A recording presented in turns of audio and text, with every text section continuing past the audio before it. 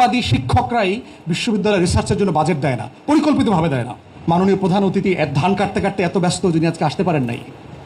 ধান কাটা ভিসি না, ওনার সময় নাই বিশ্ববিদ্যালয়ের এই বিষয়গুলো আলাপ তোলা। এবং এই হিন্দুত্ববাদী শিক্ষকরাই বিশ্ববিদ্যালয়ের রিসার্চের জন্য বাজেট দেয় না, পরিকল্পিতভাবে দেয় না। কারণ তারা এখানকার শিক্ষার্থীদেরকে গোলাম কর্মচারী হিসেবে ভবিষ্যতের জন্য প্রডিউস করতে চায়। ও দুবাই যাবে, ও সৌদি আরব যাবে, ও কাতারে গিয়া কর্মচারীর কাজ করবে।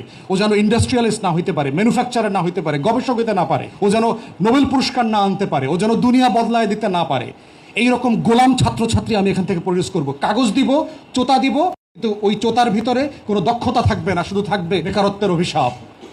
পরিকল্পিতভাবে আমাদের শিক্ষা ব্যবস্থাকে ধ্বংস করে দিচ্ছে এই হিন্দুত্ববাদী শিক্ষকরা, যারা আপাত মস্তক চরিত্র হচ্ছে এক একটা হিমন্ত এবং শুভেন্দু অধিকারী, যাদের এই ইতিহাসের সাথে কোনো কানেকশন নাই, যারা আসলে ইতিহাসের এই লড়াইটা বোঝে না যে বিশ্ববিদ্যালয়টা আসলে কিসের লড়াই।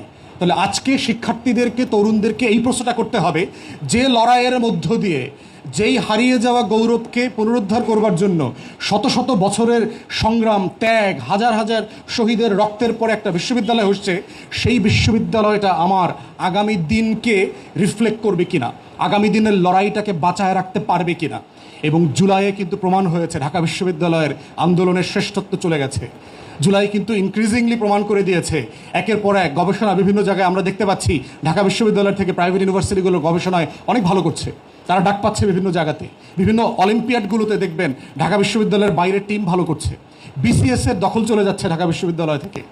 অতএব যারা মিথ্যা গর্বের ফাপড়ে এখনও চোখ বন্ধ করে আছে, তাদেরকে বোঝা দরকার যে তারা আসলে ওই লড়াইকে, বাঙালি মুসলমান, বাঙালি নিম্নবর্ণের হিন্দুর সেই লড়াই, শত শত বছরের নির্যাতন, বৈষম্যকে তারা আসলে আর ধারণ করছেন না, করতে পারছেন না।